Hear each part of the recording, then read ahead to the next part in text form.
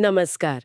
आज हम अपने आसपास दिखने वाली गतियों के अलग-अलग प्रकारों की थोड़ी गहराई से पड़ताल करेंगे। बिल्कुल। हमारे पास एक स्रोत है गति के मुख्य प्रकार, एक सिंहावलोकन। तो आज का मकसद है कि जो सुनने में तकनीकी शब्द लगते हैं ना, हाँ हाँ, उन्हें रोजमर्रा की दुनिया से जोड़कर देखें कि कैसे चीजें चलती हैं। सही बात है। देखते हैं ये सब है क्या। चलिए शुरू करते हैं। तो सबसे पहले है स्थानांतरीय गति, ट्रांसलेशनल मोशन। हाँ। इसका सीधा मतलब है कोई चीज एक जगह से दूसरी जगह जा रही है। अब रास्ता सीधा भी हो सकता है, बिल्कुल। जैसे सीधी पटरी पर कोई ट्रेन। हाँ इसे कहते हैं सरल रेखीय, है ना, रेक्टिलिनियर। हाँ, रेक्टिलिनियर। और अगर रास्ता थोड़ा टेढ़ा मेढ़ा हो, घुमावदार, जैसे मान लीजिए हवा में गेंद फेंकी, अच्छा हाँ। तो वो रास्ता जो बनता है वो हुआ वक्र रेखीय, कर्विलिनियर। और ये जानना जरूरी है कि सिर्फ दूरी नहीं, रास्ता कैसा है, सीधा या घुमावदार, ये भी मायने रखता है भौतिकी में। अच्छा, तो रास्ते का शेप जरूरी है। ठीक है, अब आते हैं घूर्णन गति पर, रोटेशनल मोशन। हम्म। ये तब होती है जब कोई चीज अपनी ही एक धुरी, एक फिक्स्ड एक्सिस के चारों ओर घूमती है। सही। जैसे लट्टू नाचता है या पंखा घूमता है, ये तो काफी आम है। हाँ बिल्कुल आम है। पर इसमें वो धुरी शब्द सबसे जरूरी है। फिक्स्ड एक्सिस मतलब चीज उसी के चारों ओर घूम रही है। हाँ, और इसके हर कण मतलब उस वस्तु के सारे हिस्से वो वृत्ताकार पथों में घूमते हैं उस धुरी के चारों ओर। अच्छा, तो ये वृत्ताकार गति से अलग कैसे है, मतलब सर्कुलर मोशन से? हाँ, ये अच्छा सवाल है। देखिए, घूर्णन गति में चीज अपने अक्ष पर घूमती है, जैसे पृथ्वी अपनी धुरी पर घूमती है। ठीक है, और वृत्ताकार गति में चीज किसी बाहरी बिंदु के चारों ओर एक गोले में घूमती है, जैसे पृथ्वी सूरज के चारों ओर घूमती है। वो वृत्ताकार गति है। समझ गई। ये अंतर जानना जरूरी था।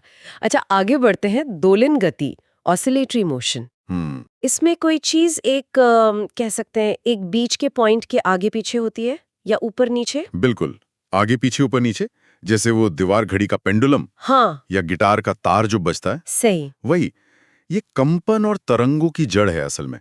वो जो बीच का पॉइंट है ना, हाँ, वो उसकी संतुलन की स्थिति होती है, इक्विलिब्रियम पॉइंट। चीज बार बार उससे गुजरती है, अच्छा, कभी तेज कभी धीरे। ठीक है। अब बात करते हैं आवधिक गति की, पीरियोडिक मोशन।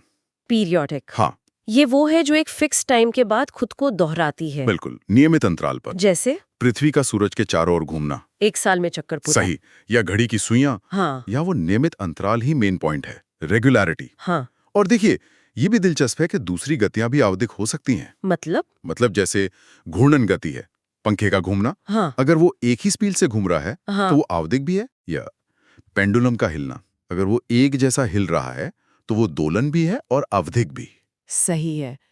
तो आवर्धिकता एक गुण है जो दूसरों में भी हो सकता है। हाँ बिल्कुल। स्रोत में एक और गति का जिक्र था, यादृच्छिक गति, रैंडम मोशन। हाँ, रैंडम। ये तो नाम से ही लगता है, अनियमित, बेतरतीब, कोई पैटर्न नहीं। सही।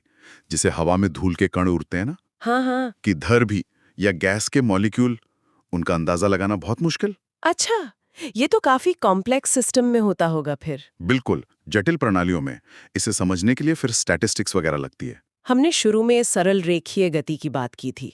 स्रोत में रेखीय गति यानी लीनियर मोशन भी लिखा है। क्या ये एक ही बात है? हाँ, ज्यादातर मामलों में एक ही मतलब है। रेखीय मतलब सीधी रेखा में, सरल रेखीय भी वही है। लोग अक्सर इन्हें एक दूसरे की जगह इस्तेमाल कर लेते हैं। फोकस सीधी लाइन पर है। ठीक है। और आखिर में वृत्ताकार गति, सर्कुलर मोशन, जिसकी बात अभी घूर्णन से तुलना करते हुए हुई थी। हाँ यानी एक पूरे गोल चक्कर में घूमना। बिल्कुल, जैसे कोई गाड़ी मोड़ ले रही हो गोल चक्कर पर। या जैसे पहले मानते थे कि इलेक्ट्रॉन नाभिक के चारों ओर घूमता है। अच्छा, ये असल में वक्र रेखीय गति का ही एक स्पेशल केस है। बस इसमें रास्ता एकदम गोल होता है, एक परफेक्ट सर्कल। और ये वस्तु के पथ के बारे में है, न कि उसके अपनी धुरी पर घूमने के। एग्जैक्टली, आपने सही पकड़ा। और इसे बनाए रखने के लिए एक सेंट्रीपेटल फोर्स चाहिए होता है जो केंद्र की तरफ खींचे। तो हमने काफी तरह की गतियां देख ली। स्थानांतरीय, जिसमें सीधी और घुमावदार दोनों आ गई। हाँ। फिर घूर्णन, दोलन, आवेधिक, यादृच्छिक हम्म।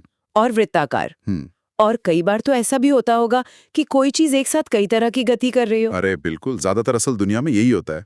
जैसे एक गेंद लुढ़क रही है हाँ, तो वो आगे भी जा रही है, यानी स्थानांतरीय गति। हाँ, और अपनी धुरी पर घूम भी रही है, यानी घूर्णन गति। सही बात है, दोनों एक साथ। हाँ, तो ये जो बुनियादी प्रकार हमने देखे ना, असल दुनिया की गतियां इन्हीं का मिश्रण होती हैं। इनको समझना इसीलिए जरूरी है ताकि हम और मुश्किल चीजों को समझ सकें, जैसे मशीनें कैसे काम करती हैं या ग्रह कैसे चलते हैं। बिल्कुल, ये नींव की तरह है। एकदम। भौतिकी और इंजीनियरिंग की समझ यहीं से शुरू होती है। इन सब गतियों को जानने के बाद मेरे मन में एक सवाल आ रहा है।